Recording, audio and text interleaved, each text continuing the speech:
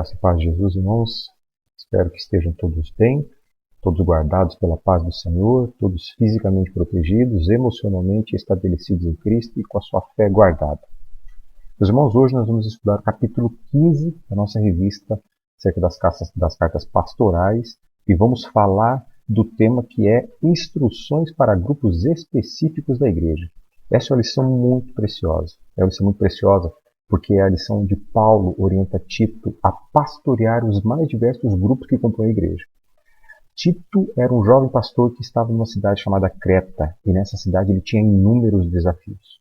E Paulo, como um bom apóstolo de Cristo, orienta este jovem discípulo na maneira como ele deve pastorear essa igreja. E como qualquer igreja neste mundo, a igreja de Tito, a igreja que Tito pastoreava na cidade de Creta, tinha os seus desafios que não são nada menores do que os desafios que apresentam-se hoje, mas questões muito peculiares, que nós vamos estudar agora. Então peço que você pegue a sua Bíblia, que você pegue a sua revista e seu material de anotação e vamos orar ao Senhor. Pai de amor, é diante de Ti que estamos e a Ti clamamos. Ensina-nos nesta manhã, orienta-nos na Tua palavra, que possamos aprender de Ti e ao final possamos ter os nossos corações transformados pela Tua vontade e pela Tua graça. Em nome de Jesus. Amém.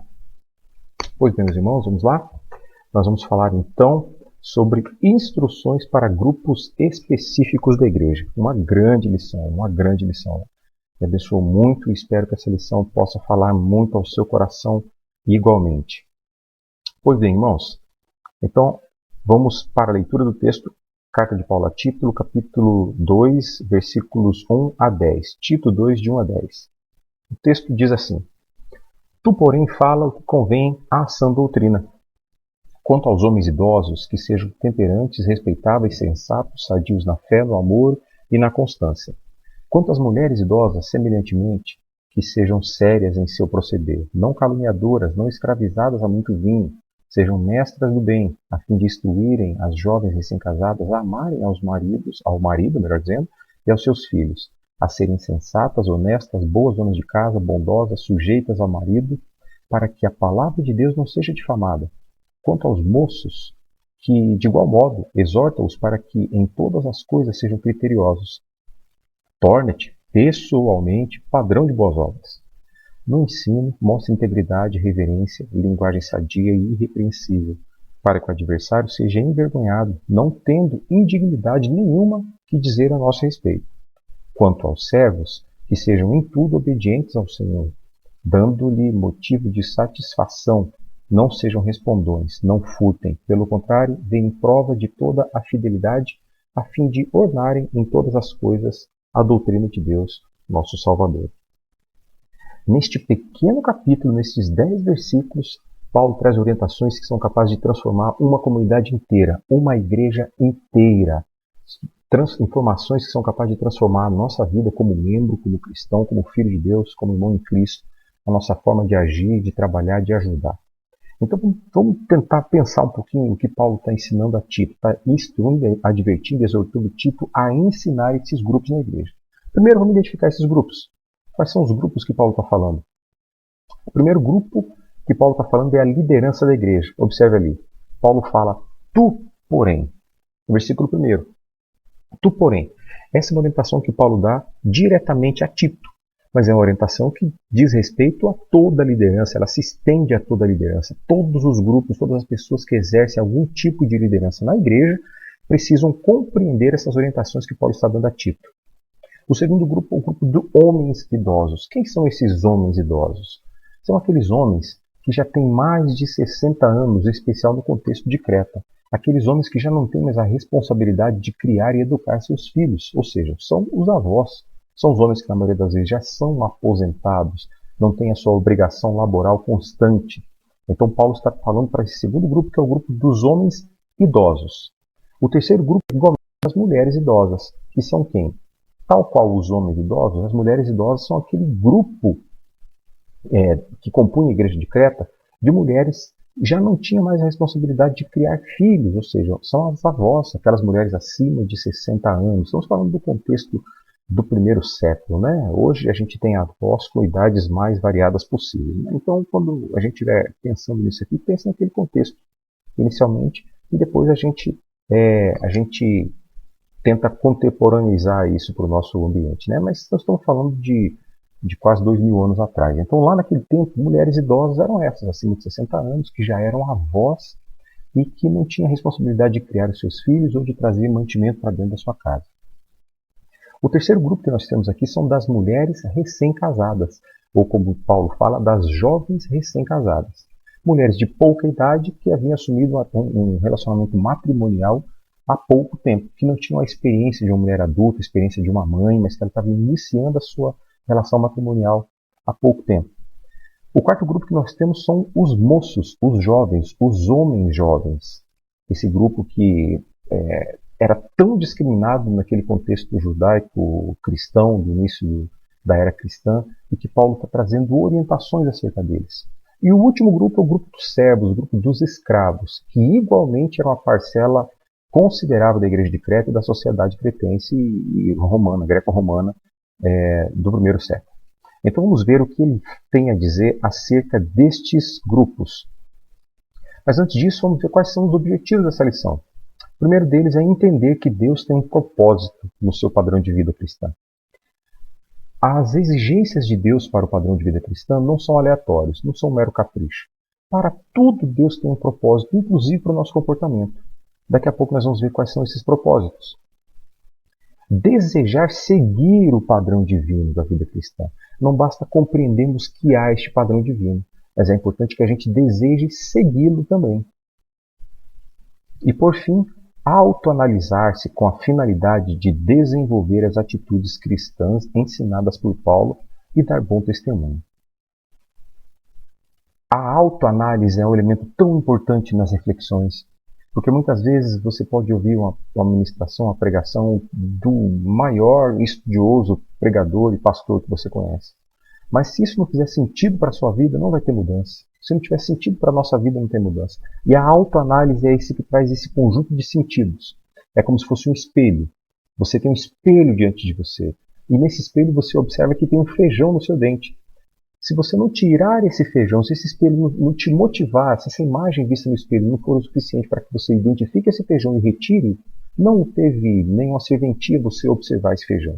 Então essa é a função da mensagem, da palavra. É trazer para nós uma autoanálise para que a gente possa encontrar os nossos equívocos, defeitos e lapsos e abandoná-los e ter uma vida nova, uma vida moderada diante do Senhor para o louvor da glória do nosso Deus.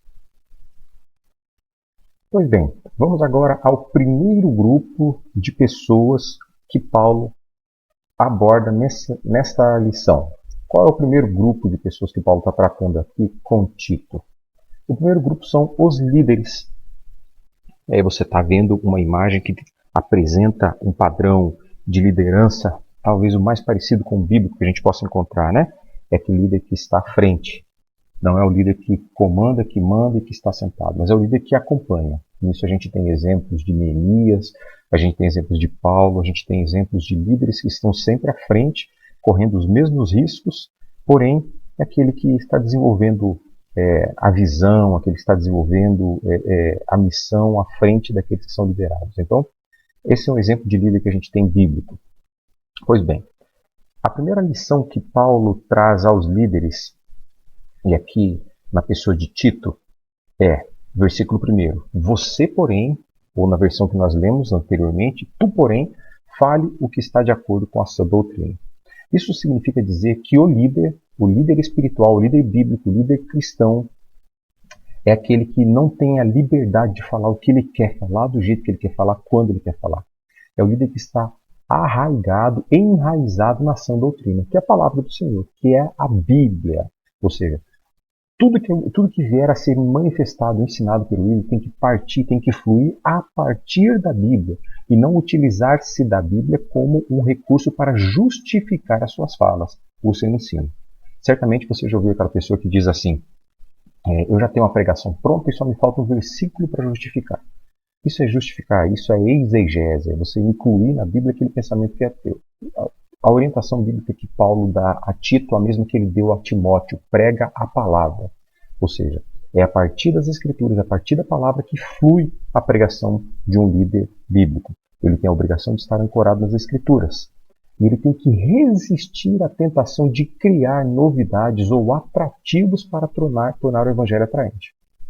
Esse é um desafio que todo líder cristão tem neste século e cada dia mais. Por quê? Porque o mundo é muito dinâmico, o mundo é muito rápido. A cada dia tem novidades, tem informações novas. O que apetecia um gosto ontem já não tem mais esse mesmo sabor hoje. E muitas vezes os líderes tendem a procurar aquilo que está dando certo ao invés de fazer aquilo que é o certo.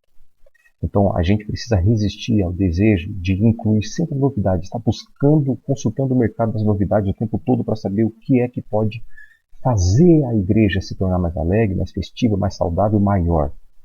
A gente já tem o que a gente precisa, é a Bíblia, obviamente dentro da palavra do Senhor, a forma de se dinamizar esse ensino, mas nenhuma novidade fora das Escrituras. Nenhuma novidade que a gente pode pensar são modas, modismos que aparecem, tais como a agregação de fenômenos psicológicos, filosóficos, administrativos para dentro de uma igreja, transformar a igreja numa clínica psicológica, transformar a igreja num ambiente de motivação, o que não é. Então isso que a gente precisa pensar, resistir a esse tipo de tentação. A primeira orientação é a Timóteo, a Tito, perdoem, a Tito. A primeira orientação é para os líderes, você que é líder, você que vai se tornar um líder. Quando você se tornar um líder, lembre dessas orientações que Paulo está ministrando aqui. A segunda delas é seja um exemplo aos jovens. Tito ainda era um jovem, Tito ainda não era um homem idoso, não era um homem de meia idade, ele era um jovem no início do seu ministério. E Paulo já estava desde já orientando que ele fosse exemplo aos jovens, versículo 7a. Em tudo seja você mesmo exemplo para eles, fazendo boas obras.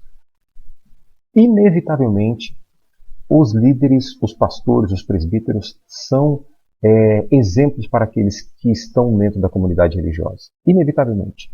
Não é uma ou duas vezes que você vai repreender uma criança por algum comportamento, ela vai te dizer o seguinte, mas o pastor também faz, mas o líder também faz, mas o professor também faz. Inevitavelmente, mesmo sem saber, nós somos sempre utilizados como exemplo. As pessoas olham para os líderes e repetem os seus comportamentos. Então, por isso Paulo está dizendo, em tudo seja exemplo. Em tudo seja um exemplo. Ele não está dizendo apenas na sua vida religiosa ou reverencial. Ele está falando em tudo, todo o seu contexto de vida. Seja um exemplo para os jovens fazendo sempre boas obras. Mesma orientação de Timóteo, como eu disse, padrão de boa conduta. Uma atitude dos líderes são referência para os liderados. Essa é a importância de cuidarmos sempre desse tipo de comportamento e sermos sempre bons exemplos. Depois nós temos uma terceira orientação. Seja um professor íntegro e sério. Integridade e seriedade são dois requisitos exigidos de qualquer homem de Deus.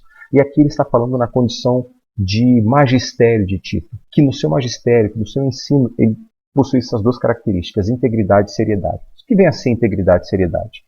A primeira delas é a integridade, fala de inteireza, de completude, que fala da pureza do motivo, fala que o coração integral de Tito deveria estar naquele trabalho, naquele ministério, e que os seus motivos deveriam ser puros, não deveriam ser motivos contaminados e misturados com seus motivos pessoais. Significa que Tito não deveria ter interesse lucrativo ou interesse de prestígio na sua pregação. Ele deveria pregar despretensiosamente, no sentido de não aguardar um feedback positivo daquele público. Isso tem uma razão de ser. Quando o professor ou quando um pregador ele vai para a pregação, vai para um púlpito, vai para um ensino com o objetivo de cativar pessoas determinados grupos da igreja, aqueles grupos que podem lhe dar mais prestígio, que podem lhe trazer benefício financeiro, ele deixa de ser fiel às Escrituras e ele passa a ser cativo daquele público. Ele passa a ser um escravo daquele público. E isso que a Bíblia não preconiza. A Bíblia determina que os cristãos, ao pregar o Evangelho, o façam com base nas virtudes e na vontade de Deus ali revelado, não na vontade dos homens. Que seja fiel à pregação do Evangelho. Nós já vimos esse tema em lições anteriores. E o segundo requisito de como ele deve ser um professor na sua magistratura, a seriedade. Ele está falando aqui de reverência. Será que ele deve ser aquela pessoa sisuda, como dizia o pastor Luiz Carlos, com a cara de mamão macho? Óbvio que não. Até porque a cara de mamão macho não significa nada além da cara de mamão macho. Ele não consegue exteriorizar a seriedade interior da pessoa, de forma alguma. Então ele está dizendo aqui que essa seriedade tem que ser o respeito que se deve àquela matéria que está sendo ensinada. um alto tom moral, uma maneira séria, uma maneira dedicada, uma maneira verdadeira, com respeito, com reverência. 4. Ele diz que Tito deve ser puro no falar.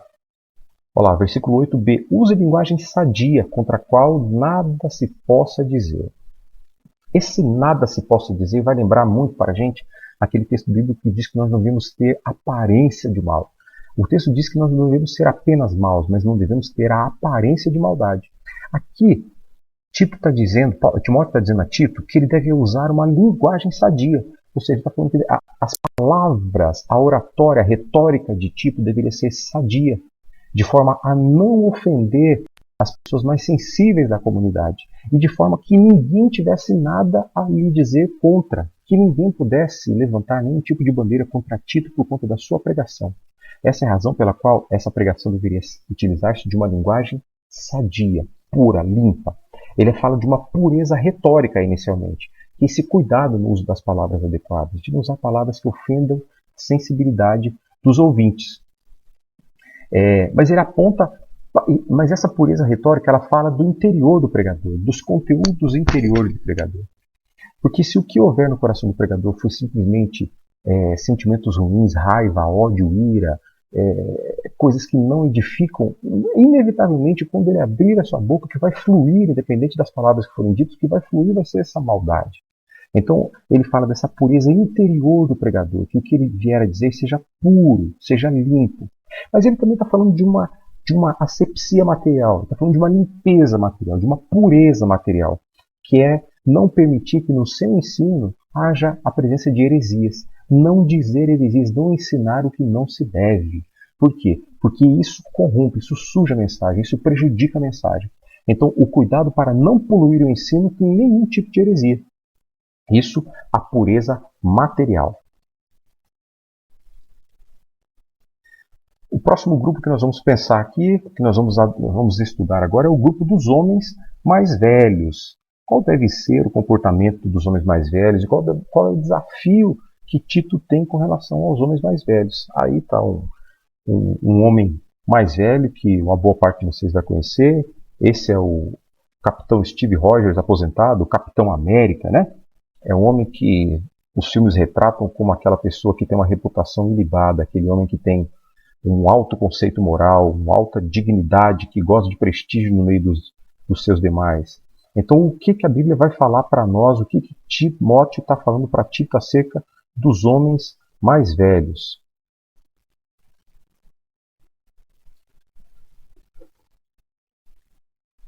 Ensine os homens mais velhos a serem moderados, dignos de respeitos, sensatos, sadios na fé, no amor e na esperança. Olha que desafio que Tito tinha diante dele. Ensinar, primeiramente, o grande desafio, ensinar os homens mais velhos. Meus irmãos, se nos dias de hoje um pastor jovem, um pregador jovem já encontra dificuldades de ensinar irmãos mais velhos, isso não é uma exclusividade de igreja A, igreja B ou igreja C. Qualquer igreja onde houver pessoas mais velhas, vai haver essa dificuldade. Isso por quê? Porque naturalmente a gente tem um entendimento de que ser mais velho carrega em si um conhecimento automático, o que não é verdade. A gente traz em si que ser mais velho carrega em si uma lisura, uma respeitabilidade, o que não é verdade. O fato de envelhecer não significa que automaticamente a pessoa se tornará sábia, se tornará moderada, se tornará respeitosa, se tornará sadia, sensata. Não. São comportamentos que são aprendidos. E eu falo para vocês, e cito como exemplo, inúmeros jurisdicionados que maiores de 60, maiores de 70 anos, que cotidianamente a gente está vendo sendo julgado por crimes absurdos, que a gente está cotidianamente entregando intimações, que têm sido presos diariamente por conta de comportamentos que não foram aprendidos antes de alcançar essa idade.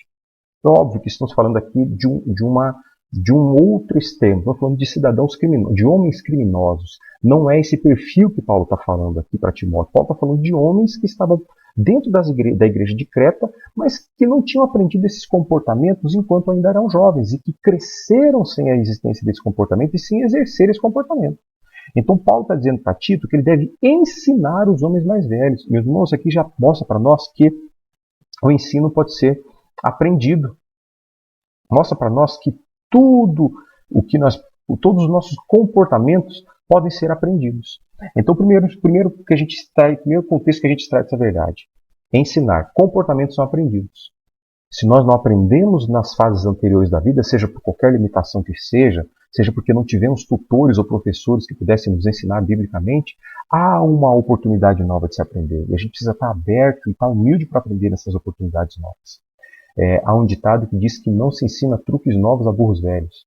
Paulo está dizendo o contrário. Paulo está dizendo assim: Tito, ensina os irmãos mais velhos. Ensine esses irmãos mais velhos. Eu falo porque eu já sou um semi-velho. Então eu já sei da dificuldade que eu tenho de aprender coisas novas. E, na verdade, muitas vezes eu não quero aprender coisas novas, porque me traz novas responsabilidades. Então eu evito aprender coisas novas. Mas não deve ser este comportamento. A gente deve buscar o conhecimento e buscar mudar os comportamentos. Então aqui ele está dizendo, primeiro, que ensinar significa que comportamento pode ser aprendido. Segunda coisa, ele diz que esses homens devem ser moderados. O que significa esse moderado? A gente vai ver uma expressão que é muito recorrente aqui, porque do grego koiné, ele tem vários significados para o português. Que é a expressão sofron e suas variantes. Então, a expressão que era utilizada por Paulo aqui para Tito era essa sofron em suas diversas variáveis, que tem inúmeros significados na língua portuguesa, mas que a raiz grega gira em torno do mesmo significado. Que é o quê? Pessoas temperantes, pessoas sóbrias, que têm um controle próprio em satisfazer os seus desejos. Então aqui ele está dizendo que esses homens mais velhos, por conta de ter alcançado essa idade, ele deve aprender a ser moderado. Se até então não aprendeu, ele deve aprender a ser moderado. Ele deve ser digno de respeito, ou seja, tornar-se digno de respeito. Meus irmãos, há pessoas que imaginam que só o fato de ter os seus cabelos brancos concede a elas uma dignidade especial. É fato e é verdade que nós devemos honrar os irmãos mais velhos, todas as pessoas mais velhas. Nós devemos honrar os cabelos brancos das pessoas. Apesar que cada dia o cabelo branco está mais fora de moda, né? Cada dia as pessoas negam a ter os seus cabelos brancos, mas assim, a gente deve honrar isso. Mas, irmãos, você percebe como é valioso e como é precioso as pessoas serem honradas, não simplesmente pelos seus cabelos brancos, mas pela história que eles construíram ao longo da sua vida, pela história de respeito, de dignidade, de respeitabilidade com que se tornaram. Então, esse é o que Paulo está dizendo, não simplesmente por ter cabelos brancos, mas que essas pessoas se tornem dignas de serem respeitadas por algo além do seu contexto físico do cabelo branco. Que eles sejam, além disso, sensatos, que eles tenham sensatez, que eles tenham um bom senso. E por fim, que eles tenham, o sensato, ele fala desse controle dos impulsos, né? Observe que são as mesmas qualificações que Paulo atribui aos presbíteros lá na primeira carta de Timóteo 3:2. As mesmas qualificações dos presbíteros. Significa indiretamente que todos os irmãos mais velhos, os irmãos idosos, estariam aptos para serem presbíteros, se conseguissem desenvolver todos esses comportamentos que Paulo está orientando a Timóteo. Serem moderados, dignos de respeito, sensatos e, por fim, sadios na fé, no amor e na esperança. Observe que nós temos 3 características que vão diferenciar todos os demais contextos que nós vimos até agora. O que foi falado aqui? O que Paulo diz para Tito? Que os homens devem ser moderados, dignos de respeitos e sensatos. Este comportamento pode ser comum a qualquer pessoa, independente se ela é cristã, se ela tem a fé em Cristo, ou se ela é de qualquer outra religião, ou se não tem religião. São comportamentos éticos. Agora, o que ele está falando são de 3 elementos que são exclusivos daqueles que são servos de Deus. Ele está falando de fé, amor e perseverança. E o que esses 3 elementos dizem para nós? O primeiro, que a fé fala... Cadê ele? Que a fé fala dos nossos relacionamentos verticais, nós com o nosso Deus. O amor fala dos nossos relacionamentos horizontais, você e o seu próximo, eu e o meu próximo. Então nós devemos ser sadios na nossa fé, não ter uma fé infantilizada, não ter uma fé de criança. Devemos ter uma fé madura, sadia, robusta, sólida.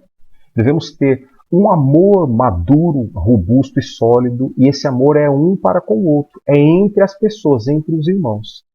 É um amor que não é infantilizado, é um amor que suporta, um amor que vence, um amor que caminha para frente. E por fim, a perseverança. A perseverança, o que é a perseverança, meus queridos? A perseverança é aquilo que não está fundamentado na circunstância. Enquanto a fé fala do relacionamento vertical, do homem com Deus, o amor fala do relacionamento horizontal, a perseverança vai falar do nosso comportamento conosco mesmo durante as adversidades. Sermos perseverantes durante as adversidades, que são aqueles momentos que a gente não escolhe viver, mas que a gente vive, porque a vida é assim, porque a vida nos impõe. E nós vivemos e passamos porque a perseverança que temos em Cristo nos conduz a caminhar. Bom, William Barclay fala que, acerca da moderação ainda, William Barclay fala que os prazeres desenfreados custam muito mais caro do que valem. Muito mais caro do que vale. Aquele prazer temporário que não foi freado a tempo, ele vai custar muito mais caro do que ele vale. E isso, basta você olhar para a vida de grandes homens de Deus que tiveram grandes ministérios enterrados por minutos de prazer com uma mulher que não era sua. Homens que, por minutos de satisfação em roubar o dinheiro que não era seu, tiveram toda a sua carreira destruída. É isso que Barclay está falando. Que esses prazeres que não foram controlados adequadamente, eles custam muito mais caro do que valem. Eu antecipei um ponto, que é esse ponto dos sadios no amor e da perseverança. Então a gente não vai falar quando chegar lá, mas a gente vai voltar agora para falar da dignidade, de ser digno de respeito, ou seja, a pessoa que tem uma vida ilibada. Isso torna as pessoas dignas de respeito. Uma reputação ilibada, ou seja, de que não há do que dele se possa falar. Sem caráter, sem mancha, sem qualquer mancha no seu caráter. Ou seja, a pessoa que tem a vida ilibada, caráter sem mancha, bom testemunho dos de fora. De forma com que até aqueles de fora possam olhar e ver nele bom testemunho. Isso a gente vai lembrar da igreja de Atos. Quando, no final do capítulo 2 de Atos, ele está falando daquela igreja de Jerusalém, que todo dia crescia gente nela, né? Todo dia entrava gente, era batizado. E naquele texto diz também que era uma igreja que era bem vista pelos de fora, pelos seus vizinhos, por todos que estavam próximos dele. Então essa é uma das características, de ter um bom testemunho dos de fora, não somente dos de dentro. Significa também ser respeitáveis, sensatos, dignos, sérios, foi o que nós já falamos. Os homens mais velhos da comunidade devem ser exemplo de lisura. Ou seja, para que aquele jovem que ainda é insensato, aquele adolescente que ainda não encontrou a sensatez, possa olhar para aquele idoso e encontrar nele a serenidade, a paz, a estabilidade que vai ser foco dos seus objetivos de vida. Ou seja, ele vai olhar e falar assim, poxa, eu preciso ser estável como aquele não é. Não estável financeiramente, mas estável emocionalmente, equilibrado, sensato. E também nos seus outros elementos, nas suas finanças, na sua emocionalidade familiar, afetividade, enfim. Os homens mais velhos devem ser essa figura de respeitabilidade e de inspiração para os demais. Depois ele vai falar para nós ainda, na continuidade disso aí, sobre a sensatez. Aí vai falar daquela expressão que eu disse para vocês, do sofron ou do sofron, que é a mente sã, a mente equilibrada, autocontrole, que é capaz de frear os seus impulsos. E por que é tão importante essa frenagem dos impulsos? Porque as nossas ações voluntárias são pensadas. A gente consegue pensar na ação que a gente vai tomar. E a gente age de acordo com aquilo que a gente pensou. A nossa dificuldade é com as nossas reações, as ações involuntárias, quando nós somos provocados. E as nossas reações diante dessa provocação. Isso mostra a nossa maturidade. E nisso nós precisamos aprender. E Paulo está dizendo para Timóteo ensinar os irmãos mais velhos que ainda não desenvolveram esse talento, essa habilidade a frear os seus próprios impulsos. A disciplina dos mais velhos serve para orientar os mais jovens a viver de modo que agrade a Deus. A gente observa que não é somente um contexto sociológico ou filosófico, não é só uma forma de viver e de ser, mas o fim disso tudo é agradar a Deus. E aí aquilo que nós já falamos, sadios na fé, no amor e na esperança, essa tríade de características exclusivas de convertidos. A fé que é uma relação do homem com Deus, o amor que é uma relação do homem com o próximo e a perseverança que é uma relação do homem com as circunstâncias. Um perseverante, sadio na perseverança é aquele que não permite que as circunstâncias o confrontem ou o abalem. É aquele que é constante. Pois bem, o próximo grupo que nós vamos ver aqui, o terceiro grupo que Tito é orientado a ensinar, é o grupo das mulheres mais velhas. E o que as irmãs mais velhas têm a aprender com Tito, de acordo com a instrução de Paulo? O que é que Paulo ensina a Tito a ensinar às irmãs mais velhas? Vamos lá.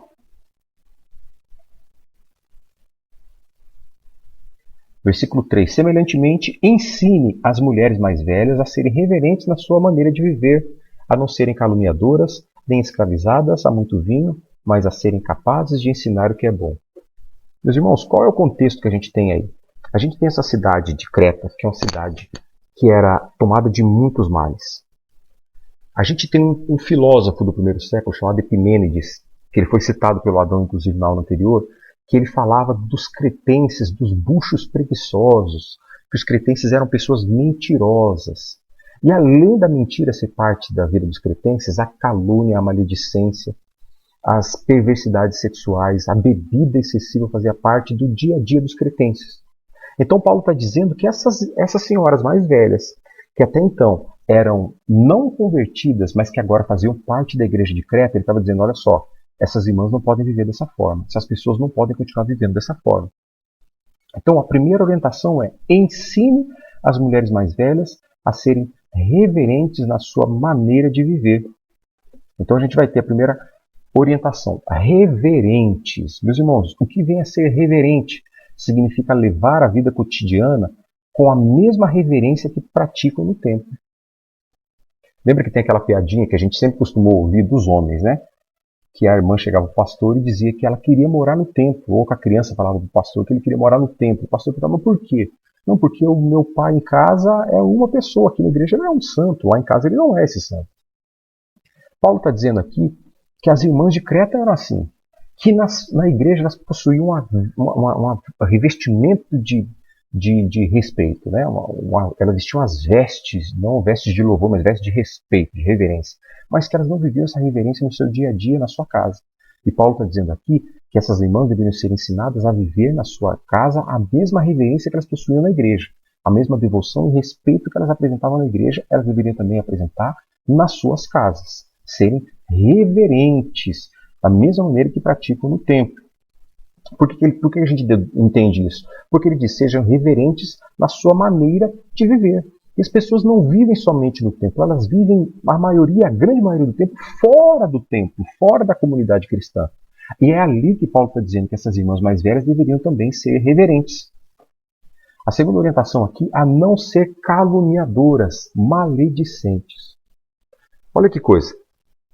Quando Paulo escreve na carta a Timóteo, ele vai dizer para Timóteo que ele deve orientar as jovens viúvas, porque naquela igreja que Timóteo pastoreava, tinha um contexto de jovens viúvas que ao ficarem viúvas muito cedo, ainda mantendo a beleza da juventude, mantendo toda a sua sensualidade da juventude, elas utilizavam isso para incorrer na vida de pecaminosidade sexual. Mas, além disso, elas iam de casa em casa, fofocando. E Paulo chamava essas mulheres de fofoqueiras. Aqui ele está falando que essas senhoras mais velhas, também acima dos seus 60, mas se aplica a qualquer pessoa nessa condição, né, da maledicência, que essas irmãs não deveriam ser caluniadoras, que elas não deveriam mentir. Algumas versões vão dizer maledicentes. Ou seja, ela não deveria usar o seu tempo disponível. Lembre que nós estamos falando de mulheres que não tinham um trabalho que ocupava o seu tempo, mulheres que já não tinham mais responsabilidade de cuidar dos seus filhos,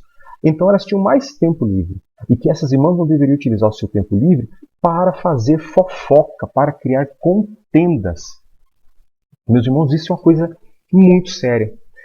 Você sabe que a palavra maledicente que é dita por Paulo a Timóteo nessa carta é a mesma palavra que no grego, no grego ela se chama diabolos. Diabolos é o que nós chamamos de diabo. Significa dizer que a maledicência é a mesma coisa do diabo proferindo palavras mentirosas. Meus irmãos, quantas reputações foram destruídas por causa de maledicência, por causa de pessoas más que gostam de falar mentiras e vão de casa em casa semeando contenda, colocando pessoas contra pessoas, semeando discórdias. E isso é muito sensível, muito suave. São pessoas que vão plantar dúvidas no coração das demais acerca da integridade, acerca da verdade de outras pessoas, acerca da honra de outras pessoas. Elas não precisam necessariamente fazer uma acusação, mas elas vão semear dúvidas, assim como Satanás semeou uma dúvida na mente de Eva. Será que de fato vocês vão morrer? Eu acho que vocês não vão morrer. Esses maledicentes e caluniadores, eles semeiam dúvidas com a finalidade de que aquela dúvida semeada possa crescer e possa brotar. Então, muito cuidado. O William MacDonald, ele faz um comentário, ele diz que a palavra grega diabolos é o termo apropriado, uma vez que a maledicência é diabólica e é em sua fonte em caráter. A maledicência é diabólica em sua fonte e em seu caráter. Então Paulo está orientando a Timóteo a ensinar as irmãs mais velhas a não utilizar o seu tempo livre com maledicências, ensinando, mentindo, semeando discórdia, colocando pessoas contra pessoas. A próxima orientação aqui é que essas irmãs não sejam escravizadas a muito vinho. Ele não está proibindo o uso da bebida, apesar que algumas pessoas devem ter essa autoanálise e entender que não deve fazer. Mas aqui ele está dizendo que elas não devem ser escravas, dominadas pelo muito vinho. Porque a embriaguez, observe que em todo o contexto greco-romano, o álcool era utilizado até para fins cultuais, em que as pessoas bebiam para perder o seu autocontrole e entendiam que assim os espíritos dos seus deuses apossavam-se de seus corpos. Então aqui Paulo está dizendo que essas irmãs mais velhas não deveriam fazer uso do vinho, que já tinha sido aprendido desde quando era criança, desde quando era jovem, lá nos cultos pagãos que elas viam acontecendo nos templos. Elas não deveriam fazer uso do vinho, porque elas deveriam honrar a sua idade, honrar a sua jornada, honrar os seus cabelos brancos. Não cabe, não fica bem uma senhora idosa estar bêbada, estar dominada pelo álcool, estar alegre, falando bobeiras, porque está alcoolizada, não pega bem, nem para uma pessoa que não conhece a Cristo, quanto mais para aquela que defende o Evangelho. Então Paulo está orientando a Timóteo que isso não deveria acontecer na igreja em que Timóteo era o pastor. E que essas irmãs deveriam ser capazes de ensinar, elas deveriam estar aptas a ensinar. Competente para ensinar as mulheres mais novas, as mulheres, as recém-casadas, aquelas jovens que haviam se casado e que não sabiam como ser esposas. E aqui não sabiam como ser esposas, não somente, mas também com relação às ações sexuais. Não está falando exclusivamente disso, mas também disso. Então era importante que tivessem ali pessoas que as orientassem. Mas muito além da questão sexual, era importante que tivesse mulheres que orientassem, que as ensinassem a ser esposas. E o texto vai seguir. Esse entendimento, no próximo slide a gente vai prosseguir com esse contexto material, conteúdo material do ensinamento. E esse ensinamento não é um formato de classe ou de escola, mas aconselhamento, encorajamento, aquilo que é mais pessoal, mais individual. Esse tipo de ensino que o Paulo está orientando a Timóteo ter com essas irmãs. Então,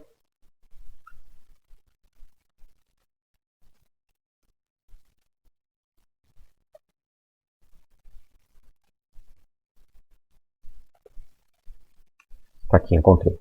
Então tá ok. Aí a próxima orientação, então nós falamos desse objetivo, desse ensino de Paulo, que as irmãs mais velhas ensinassem as mais jovens.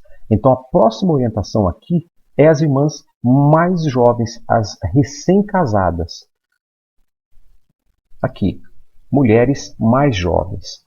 Aqui, aquelas irmãs recém-casadas, e graças a Deus que a gente tem uma cultura de casamento cedo, né? Ainda bem que nós temos essa cultura. Isso é muito bom, isso é bênção de Deus, que os nossos casais firmem compromisso cedo e que esse compromisso seja levado até o final da sua vida, né? Então, o que ele vai dizer para essas irmãs, o que ele tem a ensinar para essas irmãs que optaram por se casar? Orientação às mulheres casadas, às mulheres mais novas. O versículo 5 diz: a fim de instruírem as jovens recém-casadas a serem prudentes e puras, a estarem ocupadas em casa, a serem bondosas, sujeitas a seus maridos, a fim de que a palavra de Deus não seja difamada. Então aqui a gente já observa, sem correr desse versículo, que a finalidade delas serem prudentes, puras, estarem ocupadas em casa, serem bondosas e sujeitas aos seus maridos, é de que a palavra de Deus não seja difamada. Então, repito, a gente não está vendo nenhum benefício sociológico, social, familiar. A gente está vendo que o objetivo final é que a palavra de Deus não seja difamada. Mas então vamos prosseguir aqui em alguns pormenores.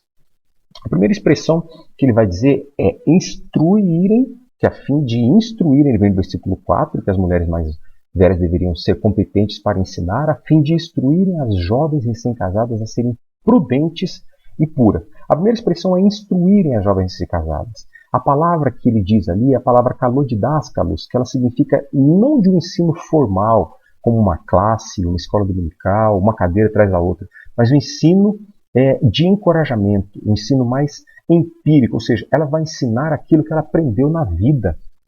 E a escola da vida tem muito a ensinar. Assim como o ambiente acadêmico, a formação tradicional de escola tem muito a ensinar, mas a escola da vida ensina coisas que a gente não aprende em lugar nenhum. E ninguém melhor para ensinar acerca de um casamento do que uma senhora idosa que já teve um casamento, em especial aquelas que conseguiram viver um casamento na sua plenitude e integralidade. Então, o que Paulo está dizendo é isso, é a transmissão desse conhecimento empírico, esse conhecimento que uma mulher idosa adquiriu ao longo da vida, tendo um casamento feliz com seu marido, tendo criado bons filhos, e que ela agora pode ensinar para essas mais novas, tendo sido uma boa dona de casa, uma boa ensinadora, uma boa gestora da casa, uma boa mãe. Então ela tem isso a ensinar. E é importante que elas ensinem. Meus irmãos, quantos casamentos a gente entende que se encerraram por falta de compreensão do que era ser uma esposa. Porque, afinal de contas, você observa que em escolas isso não se ensina. Em escola não é ensinado. Qual é a escola de uma mulher, mãe e dona de casa? Qual é a escola que se ensina isso? É a própria casa. Então, se a criança observa dentro da sua própria casa que o casamento dos pais é um casamento abusivo, cheio de agressão, cheio de violência, cheio de traição, de mentira, ela vai entender que aquele é o casamento. E quando ela se casar, ela vai ter aquilo como paradigma. Então é importante visões saudáveis de fora, que sejam capazes de mostrar o que é um casamento saudável, o que é um relacionamento sadio entre marido e mulher. E esse é um conhecimento que psicólogo nenhum vai conseguir transmitir, que técnica nenhuma, que faculdade nenhuma. É um conhecimento que se só transmite empiricamente. Aquilo que aprendeu e viveu é capaz de ser transmitido vivencialmente e presencialmente. Warren Wiersbe diz que a igreja precisa tanto dos mais velhos quanto dos mais jovens. Uns devem ministrar aos outros. Olha que riqueza de variedade. Né? Nós algumas vezes comentamos que a igreja talvez seja a única instituição da Terra em que durante o louvor a gente olha para a comunidade, quando a gente está lá em cima ministrando, e vê todas as pessoas de mãos erguidas. E ali você tem a pessoa que tem o seu doutorado, o seu pós-doutorado, sua graduação, ao lado de uma pessoa que nunca teve oportunidade de ir para a escola. Você tem a pessoa que tem muito dinheiro no banco cantando ao lado de uma pessoa que não tem dinheiro para pagar a conta da luz no outro dia. Ou seja, nós temos essa diversidade social, étnica, nós temos uma riqueza de idade, nós temos uma diversidade etária, pessoas, crianças e idosos louvando o mesmo Deus no mesmo lugar. Então, é um ambiente que propicia essa troca de valores e de informações. E isso é rico para nós, a gente precisa aprender a viver e valorizar isso. O segundo, o que ele ensinar as mais jovens a serem o quê? Prudentes e puras. Ensinar a serem prudentes e puras, ocupadas em casa, bondosas. Algumas versões vão dizer a amarem, a versão anterior, o versículo anterior diz amarem os seus filhos, o seu marido e os seus filhos. Isso é um comportamento que precisa ser aprendido. Meus irmãos, quantos casamentos vocês já viram terminar com a frase eu não amo mais ele, eu não amo mais ela? Porque as pessoas compreendem o amor como essa figura romântica que a gente vê nos filmes de Hollywood. Essa figura extremamente infantilizada, romantizada, que precisa ter um som, uma música ao fundo que faça coceira nos ouvidos, faça o coração palpitar mais forte. Não é este o amor bíblico, não é este o amor que deve existir no casamento. Lembrando que uma famosa frase, que agora me esqueço o autor, ele vai dizer que é a aliança quem sustenta o amor, e não o contrário, não é o amor que sustenta a aliança. Porque a aliança, uma vez que ela é fundamentada, ela vai ser suficiente para superar todas as crises. Porque durante a crise nós vamos nos lembrar que temos uma aliança. Agora, a primeira coisa que existe durante a crise é a percepção de que o amor se foi. Principalmente essa crise financeira. Quando existe uma crise financeira intensa, a primeira percepção é de que o amor já não existe mais. E nesse momento o casal precisa se lembrar que há uma aliança. Embora naquele momento haja a percepção de que não há o amor, existe uma aliança. E por persistir nessa aliança, esse amor vai novamente brotar. Então, a orientação, ensinar. O amor é algo que deve ser aprendido, não é algo que apenas é sentido, mas amar o marido e os filhos é algo que deve ser aprendido. Mas observe que esse texto não está falando do amor eros, que é esse amor erótico de um homem para uma mulher. Ele está falando do amor filéu, que é o amor de zelar, de cuidar, de querer bem, de se importar, tanto com as necessidades básicas, quanto com os caprichos, quanto com os detalhes, de se preocupar, zelar e cuidar. Esse é o amor filéu que ele está dizendo aqui, que o autor está dizendo para nós aqui. As jovens recém-casadas não devem negligenciar o marido e os filhos por nenhuma razão. O primeiro ministério da mulher, o primeiro ministério da esposa é a sua casa, a sua família, o seu marido e os seus filhos. Este é o primeiro ministério. Nossa, Cassandra, como você é machista, como você está fora da realidade, você está longe, você não está vivendo no século XXI. De fato, a Bíblia não foi escrita no século XXI. E se a Bíblia fosse lida no século XXI, a gente não teria tanta desgraça quanto a gente tem hoje. Cassandra, você quer dizer que as mulheres não devem ter a sua profissão? De maneira alguma, jamais diria uma barbaridade dessa. O que eu estou dizendo é que a Bíblia está apresentando qual é o ministério dessas mulheres, o ministério das mulheres que servem a Cristo. O primeiro e maior ministério é ser a dona da casa, ser a rainha. Quando era moleque, a gente cantava na escola, nas apresentações do Dia das Mães, né? Tu és a dona de tudo, és a rainha do lar.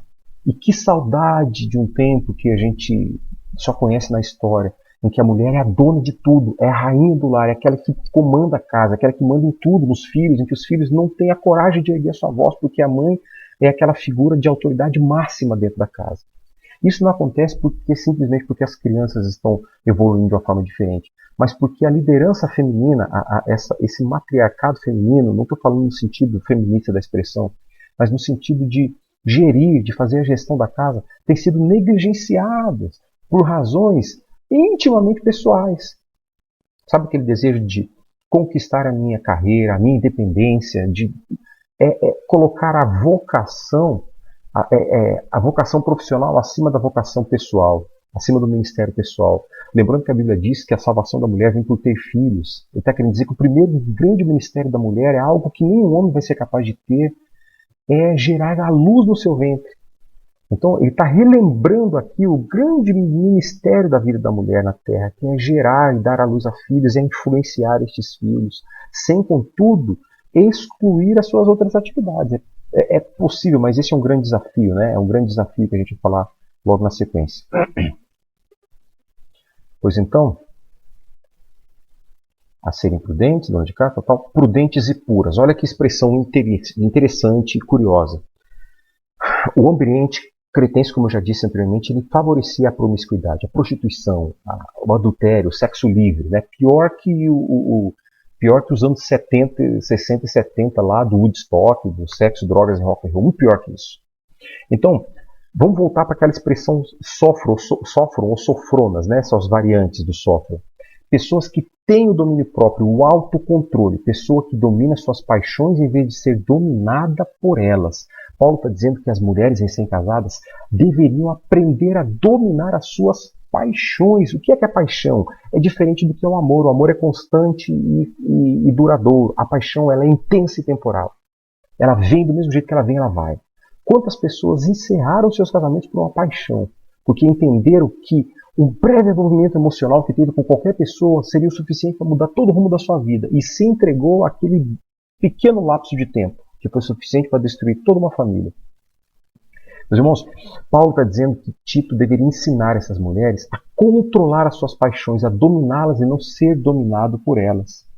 Isso é a questão de prudente, é saber analisar, conseguir ter a capacidade de desassociar o emocional do racional e conseguir equiparar as duas coisas. Sabe aquela frase mentirosa que Satanás diz? Siga o seu coração, faça aquilo que te dá alegria, ouça o seu coração. Não! Mulheres têm, eu já ouvi psicologia dizendo isso, não sei se é fato, né? Mas diz que a mulher é mais emocional do que o homem mais racional. Essa emoção fala do coração, que é aquilo que a Bíblia diz que é mais corrupto da gente, aquilo que vai empurrar a gente para o pecado, vai empurrar a gente para o mal. Então Paulo está dizendo para as mulheres serem mais racionais, utilizarem mais a razão, serem prudentes. A prudência nunca vem da emoção, a prudência nunca vem do coração, a prudência vem da mente.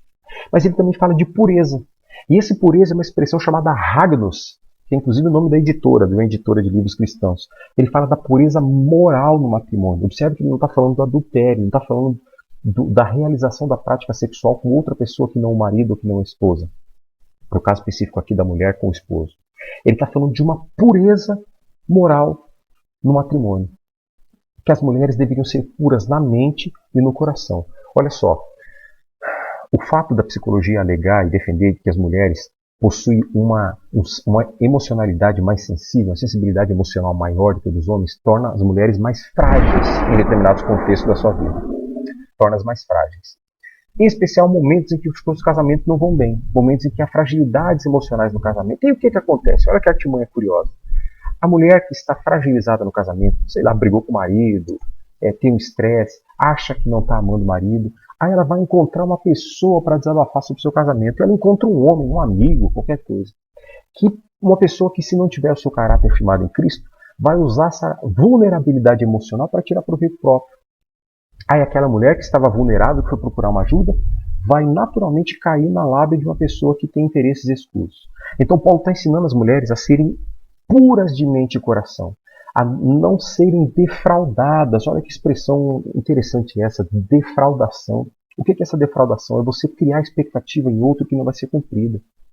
Isso é muito comum quando tanto o jovem, o rapaz quanto a moça, ainda estão na beleza da jovialidade, na vitalidade da jovialidade, ainda têm os seus corpos muito bem definidos, bonitos, saudáveis, e utilizam isso como objeto de sedução para outro. Isso é defraudação.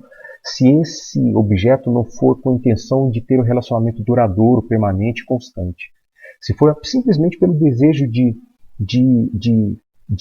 colocar no outro um sentimento que não será provido, não será correspondido, isso é defraudação. E muitas vezes as mulheres, essas recém-casadas, como o Timóteo está dizendo aqui, num momento de fragilidade emocional, são vítimas e objeto de defraudação de outras pessoas que querem apenas usar pelo prazer. Então Paulo está ensinando Paulo está dizendo para Tito ensinar essas mulheres a blindar as suas emoções, a não serem suscetíveis a defraudadores, a não permitir que na sua mente construa algo que não será consumado nos seus atos, nos seus corações, porque isso já tira a pureza moral do seu coração. O reverendo Augusto Hernandes Dias Lopes, ele diz que isso é fechar todas as janelas da tentação e do desejo proibido. Não permitir que essa tentação e esse desejo proibido tenham espaço, é fechar, encerrar essas janelas, para que eles não tenham sequer a possibilidade de entrar, quanto mais de fazer morada. Depois ele diz ainda, sejam trabalhadoras. Em algumas versões, a NVI vai dizer sejam trabalhadoras. Na primeira versão que nós lemos, ele diz sejam boas donas de casa. O que isso quer dizer? Cassandra, lá vem você de novo com esse machismo. Primeiro que não sou eu que estou dizendo, é o texto que nós lemos na Bíblia, então se há alguém que deve ser repreendido por isso é Paulo, mas eu creio que nenhum de nós tem condições de repreendê-lo por conta disso. Mas quando ele está falando disso, ele está dizendo o seguinte, independente do que essas mulheres fizerem, a casa é o terreno sagrado das mulheres, é o solo sagrado, onde quem determina, quem cria os padrões de organização é a mulher. É óbvio que o homem é o cabeça da família, mas nós estamos falando de uma instituição chamada casa. E quando uma casa é bem controlada por uma mulher, nessa casa há paz. Porque a mulher tem uma capacidade inexplicavelmente única de gerar um ambiente na casa. Eu não sei se vocês têm a mesma percepção. Quando a mulher quer que tenha paz na casa, haverá paz na casa. Quando a mulher não quer que tenha paz na casa, não haverá paz na casa. Ninguém vai ser capaz de implantar a paz ali, nem o marido, nem os filhos, nem ninguém. Porque a mulher não quer. Mas quando ela quer, ela tem essa aptidão, essa capacidade de criar um ambiente favorável para que as relações sejam estabelecidas com paz. Ela tem essa capacidade, que é um dom que vem do Senhor, é uma habilidade específica para isso aí. Então, Paulo está dizendo aqui para essas mulheres serem boas donas de casa, estarem ocupadas em casa. Por que ele está dizendo isso? Ele não está falando para todas as mulheres viverem em casa. Ele está falando para aquelas mulheres que negligenciavam a sua casa, para, como nós dizemos hoje, bater perna por aí. Talvez hoje seria mais ou menos assim. Seria aquela mulher que, apesar que não tem emprego porque não quer trabalhar fora, porque tem uma vida relativamente estável, então ela não precisa ter o seu trabalho, mas ao mesmo tempo, por não ter o seu trabalho em casa, ela negligencia o seu trabalho em casa. Por não ter o trabalho fora de casa, uma atividade profissional remunerada, ela negligencia a sua casa, negligencia os afazeres da sua casa. Ou seja, a casa está de pernas para o ar. A casa está virada de teia de aranha, a casa está cheia de louça para ser lavada, está cheia de pó para ser varrido. Mas essa mulher deixa essa casa e vai passear no shopping, e vai para academia, e vai para isso, vai para aquilo outro e tal. Paulo está dizendo isso, ele está dizendo que essas mulheres estejam ocupadas em casa, que a sua primeira ocupação seja a sua residência, seja esse terreno sagrado de habitação da família, esse ambiente em que o marido e os filhos vão se unir a ela para viverem e terem paz. Ou seja, ela é a jurisdição dessa casa da mulher. Então Paulo está dizendo que essa mulher tem que ter esta responsabilidade. É óbvio que o contexto judeu do primeiro século é muito diferente do contexto ocidental do século XXI que a gente está vivendo agora. Naquele contexto, mulheres tinham sim como sua única responsabilidade e obrigação, digamos assim, serem as donas exclusivas da casa. A gente não tem relatos, talvez não recordo nenhum relato agora, de algum homem fazendo algum serviço doméstico, porque era atribuição exclusivamente da mulher. Isso tudo mudou, porque as mulheres optaram por viver de uma forma diferente. As mulheres optaram por ter a sua carreira profissional, por exercer as suas atividades remuneradas, por ter a conquista da sua profissão. Isso é digno, isso é de valor. Isso não deve ser reprimido, pelo contrário, isso deve ser estimulado.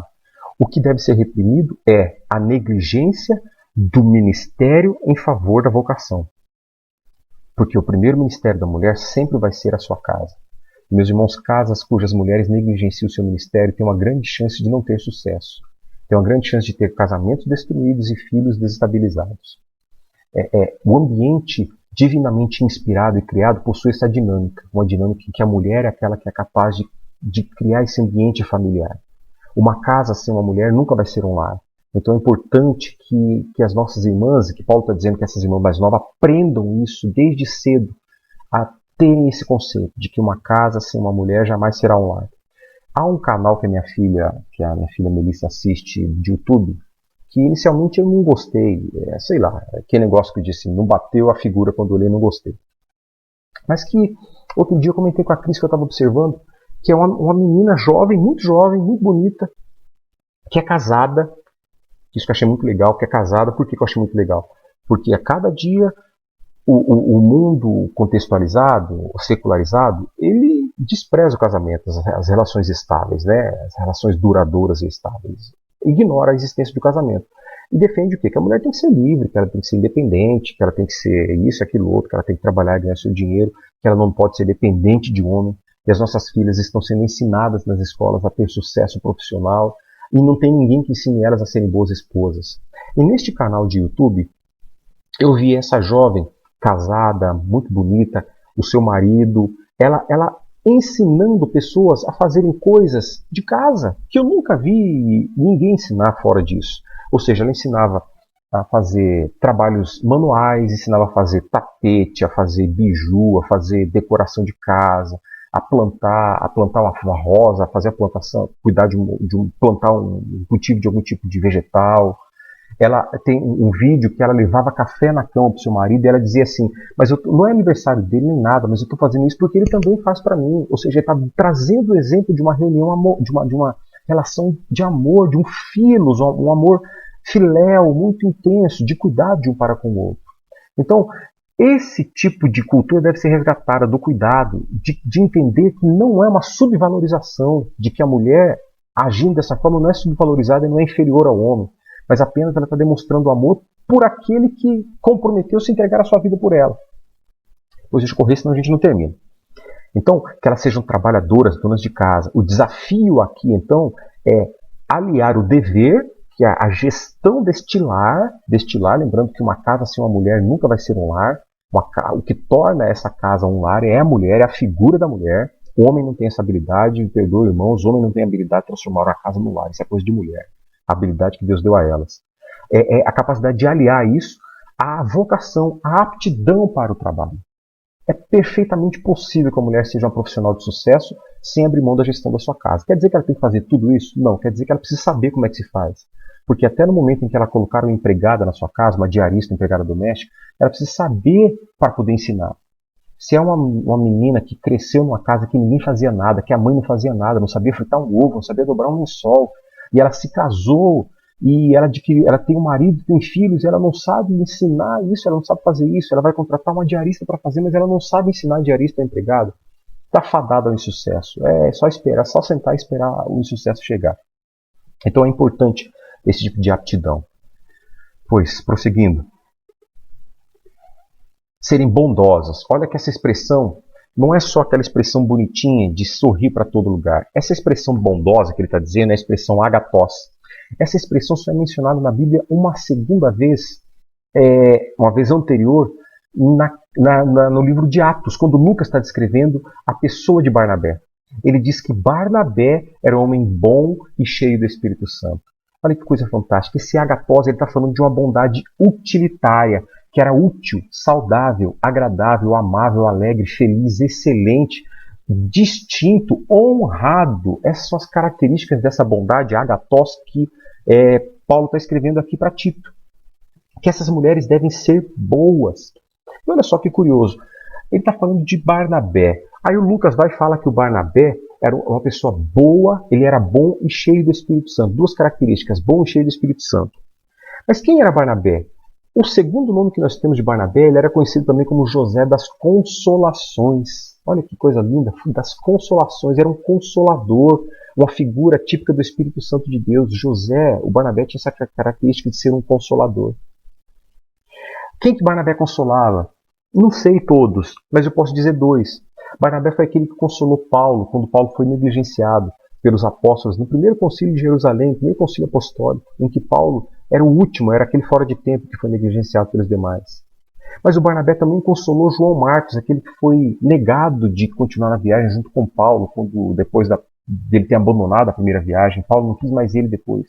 Então Barnabé foi aquele que foi cuidar daquele homem ferido. Então Barnabé tinha essa capacidade, o José das Consolações tinha essa capacidade de investir na vida dos outros. Ou seja, Paulo está ensinando Tito a ensinar as mulheres mais novas, a ensinar as mais velhas, para que elas ensinem as mais novas a serem boas, a serem agathos, a investirem na vida das pessoas, a serem consoladoras. Como isso é precioso, como isso é importante, necessário. E por fim, sujeitas aos maridos. Olha só, isso aqui é outro motivo de conflito constante e eterno. Né? Cassandro, seu machista. Não sou eu, novamente, quem está dizendo isso é a Bíblia. Pode-se construir inúmeras interpretações que não vão fugir das verdades bíblicas. Então está falando sujeito. O que é sujeito? É submisso. E a gente precisa resgatar o significado de submissão, que exclui a inferioridade. Quando Paulo diz que a mulher deve ser sujeita ao marido, ele não está dizendo que ela deve ser inferior, menor, menos importante que o marido. De forma nenhuma. Lembrando que, inclusive, o casamento é uma metáfora da relação de Cristo com a igreja. E essa igreja é o objeto de amor eterno de Cristo. Um amor que foi capaz de morrer. Olha que coisa fantástica. Um amor que é capaz de entregar a vida. Alguém entrega a vida por alguém que é inferior a si? Jamais. Jamais. As pessoas só têm a capacidade de entregar a sua vida por aquele que eles consideram ser maior.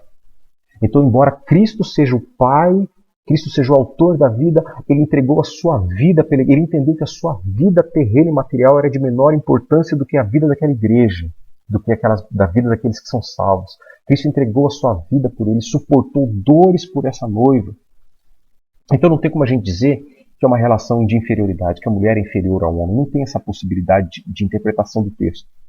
Então ele está falando, esse texto também não pode ser usado, por isso esse texto não pode ser usado por maridos para oprimir as mulheres, para mandar, para ser terroristas dentro da sua casa, para ser ditadores, para ser... Nada disso não pode ser utilizado com essa finalidade. Pelo contrário, esse texto impõe responsabilidades adicionais ao marido. Essa submissão deve ser espontânea, e não pelas concepções masculinas de superioridade, não porque o mundo ensina que o homem deve ser maior e mais forte que a mulher, apesar que o mundo moderno ensina o contrário, ensina que o homem deve ser fraco, né? O mundo secularizado agora de 2020 que a gente vive é um ensino de que o homem tem que ser perdão da palavra, tem que ser um babacão, tem que ser um banana, tem que ser um frouxo, que a mulher tem que ser forte. Isso é antibíblico, isso é herético, isso é diabólico, não é isso. O marido deve exercer a sua liderança em amor. Olha que coisa curiosa. A liderança do homem para com a mulher deve ser em amor. E qual é a mulher que vai se recusar a sujeitar-se a um homem que a lidera em amor, que é capaz de morrer por ela e de entregar a sua vida em favor dela? É a possibilidade quase nula. Então essa relação de sujeição entre a mulher e o marido é um reflexo da relação entre Cristo e a igreja. Assim como Cristo amou a igreja e morreu por ela, por amá-la, é a relação de que o homem deve amar a sua esposa e morrer por ela, pelo amor da sua vida. Então, assim, a relação de sujeição da mulher para o marido é uma relação de respeito, de submissão, de uma missão subsidiária. Isso não quer dizer que a mulher não possa ter uma vitalidade maior que o homem, não quer dizer que ela não pode ter uma profissão melhor que o homem, um grau de escolaridade maior, um salário maior, não quer dizer absolutamente nada disso. Mas quer dizer que nas relações familiares essa mulher deve sujeitar-se ao seu marido, porque ele é o cabeça da sua casa. Então, lembrando, não tem como a gente falar que é uma ordem hierárquica, ou que um é menos importante que o outro, porque senão a gente teria que mudar muitas verdades bíblicas. O que a Bíblia fala? Que Deus é o cabeça de Cristo, Cristo é o cabeça do homem, o homem é o cabeça da mulher. Mas ao mesmo tempo a gente sabe que Cristo não é menor que Deus, ele é igual a Deus, ele é de mesma essência, ele faz parte da Trindade. Mas significa que na economia da salvação, Cristo se colocou debaixo da submissão de Deus. Então, nessa economia da família, na economia do plano divino para a família, a mulher se coloca debaixo da submissão, espontaneamente debaixo da submissão do marido, por saber que ele é o cabeça da casa. Então, meus queridos, progredindo, o próximo grupo que nós temos é o grupo dos jovens. Quarto grupo, grupo dos jovens. Já estamos quase terminando, hein? O grupo dos jovens. E o que Paulo tem a ensinar acerca dos jovens? Quanto aos moços, jovens meninos, bebidos, de igual modo, exorta-os para que em todas as coisas sejam criteriosos, sejam prudentes em todas as coisas, não em algumas coisas, em todas as coisas sejam prudentes. Novamente aparece a palavra sofrônio aqui para nós, ou seja, ter a mente sã, exercer o autocontrole, saber avaliar e discernir a verdade. Pensar sobre si mesmo de forma moderada, de forma sóbria. É o jovem olhar para si e ter humildade e modéstia quando olhar para si. Por quê? Porque a juventude, por conta da força, da vitalidade física, por conta do desconhecimento de muita coisa na vida, o jovem tende a olhar para si de uma forma superior à que ele é. O jovem tende a achar que ele é indestrutível, é imortal. É por isso que a gente vê um monte de jovem fazendo racha de moto na rua, o cidadão pegando um carro e batendo mais de 200 km por hora numa rodovia. Por quê? Porque ele acha que ele é imortal, ele acha que a sua vida é indestrutível. E Paulo diz para Timóteo ensinar os jovens a ser prudentes, a ser criteriosos, a analisar conscientemente as coisas, a cuidar das suas paixões, inclusive dos seus impulsos sexuais que são aflorados, que é o hormônio saindo pelo ouvido, que é aquela loucura de sentimentos, de emoções, de sensações. Olha o que diz John Stott. Paulo está pensando no controle do temperamento e da língua, da ambição e da avareza, e especialmente dos apetites carnais, inclusive compulsões sexuais, de modo que o jovem cristão permaneça dentro do imutável padrão cristão de castidade antes do casamento e de fidelidade depois dele. Stott amplia esse pensamento para a castidade, para a virgindade do jovem antes do casamento e para a fidelidade dele depois do casamento. Falar de virgindade nos dias de hoje é a mesma coisa a mesma coisa do cara falar da Terra plana, né?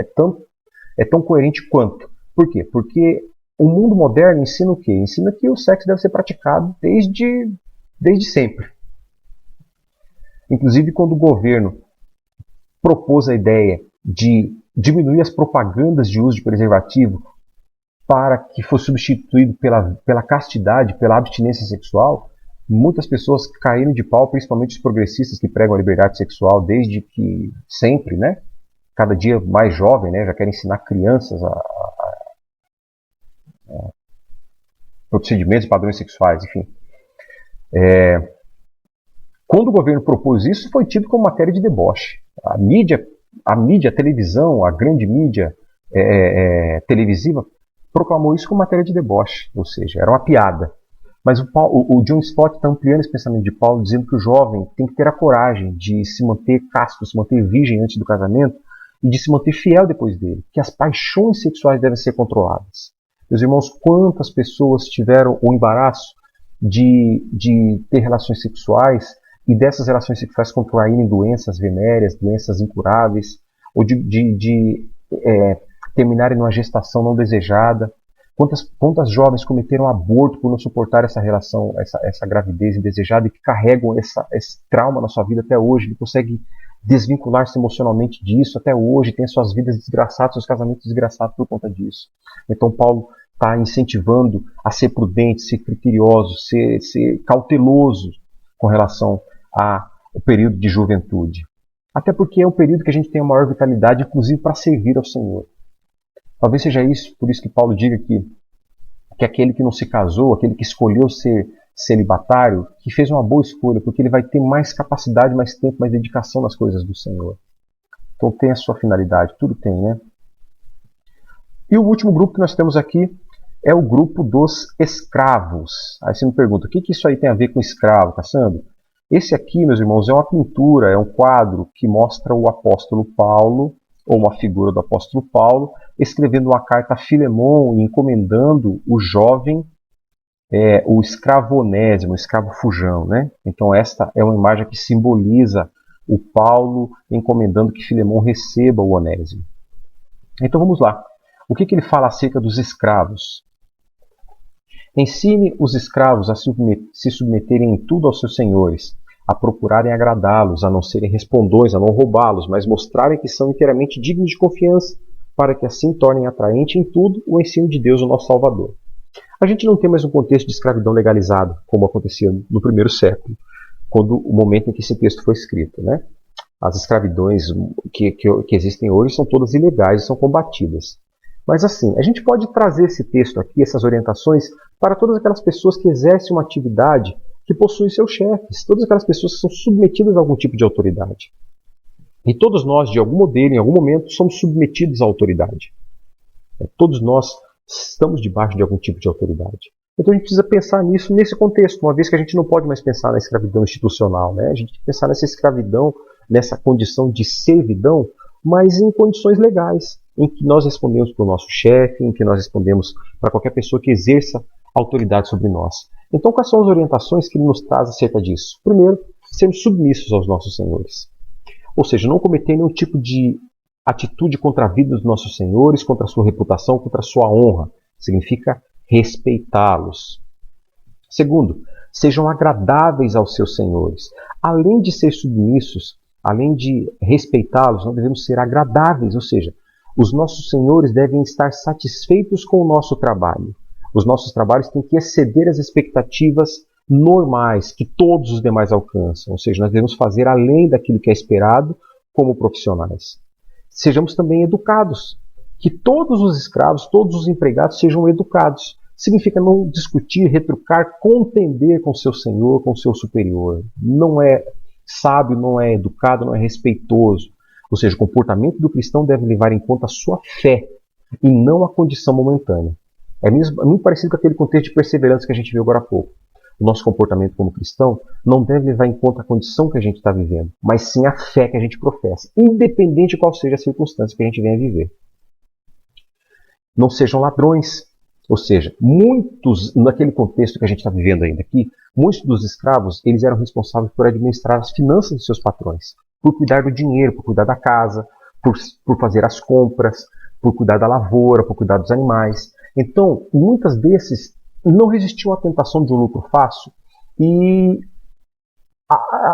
abraçavam esse dinheiro, roubavam esse dinheiro, se apropriavam desse dinheiro, seja de parte da lavoura, seja de parte dos animais. Então aqui a orientação é que não sejam ladrões, não roubem. Resistir à tentação de se apossar dos bens colocados à disposição e ao seu cuidado. É um outro desafio, é um outro ensino. E tudo isso para quê, meus irmãos? Chegamos agora ao nosso pensamento final. Para quê? Qual é o objetivo disso? Como nós falamos no começo, nada disso é apenas para que a sociedade seja melhor. Nós sabemos, biblicamente, que a sociedade não vai ser melhor. Sinto muito lhe dar essa notícia, mas se você espera que a coisa vai melhorar, a coisa não vai melhorar. A não ser o dia que nós estivermos com o nosso Senhor. Que a sociedade tende a piorar, ou seja, desde o dia da sua criação até o dia da volta de Cristo, nós estamos em uma ladeira constante. Então, qual é o objetivo de tudo isso que nós aprendemos agora e de que Paulo tem ensinado a Tito? O primeiro objetivo é para que a palavra de Deus não seja difamada. Meus irmãos, quando as senhoras mais velhas, os senhores mais velhos, não são pessoas respeitosas, quando uma jovem casada cristã, ela não respeita o seu marido, ela é imoral, ela é impura, quando os jovens são imprudentes, cometem imprudências diversas, quando os funcionários, os empregados são ladrões, são maus profissionais. Quando tudo isso acontece, não são essas pessoas que vão ser difamadas, mas vão ser a palavra de Deus que vai ser difamada. Vai ser o Evangelho de Cristo. Por isso a orientação, e o primeiro para que tudo isso foi ensinado, é para que a palavra de Deus não seja difamada. O segundo para quê é para que ninguém possa falar mal dos cristãos. Você já observou que todos os dias nós temos notícias de pessoas que são presas por roubo, por tráfico de drogas, por estupro, por homicídio, por corrupção. E nunca se menciona a religião da pessoa. Eu nunca vi uma informação do tipo, preso o budista que era estuprador, o budista que estuprou a mulher no lugar tal. Preso o kardecista que espancou a sua esposa. A informação normalmente vem assim, preso pastor que estuprou a fulano de tal. Preso o fulano de tal que assaltou o fulano que é evangélico. Evangélico é preso após assalto a banco. Normalmente as informações vêm nesse sentido, ou seja, quem é difamado? Não é aquela pessoa, porque aquela pessoa, ninguém sequer vai saber o nome dela, mas a notícia vai sair, aquele crente fez isso, ou seja, para que ninguém possa falar mal dos cristãos. Nós carregamos uma responsabilidade enorme, a responsabilidade de ser pequenos cristos, e essa responsabilidade exige de nós que comportamentos glorifiquem o nome do Senhor, para que não possa falar mal dos cristãos. E o terceiro para quê? Para que o ensino de Deus sobre a salvação se torne atraente. Olha só que responsabilidade gigantesca. Nós temos a responsabilidade em nós de viver o Evangelho de Deus e de ter um comportamento tal que o ensino da salvação seja atraente às pessoas que não conhecem Cristo.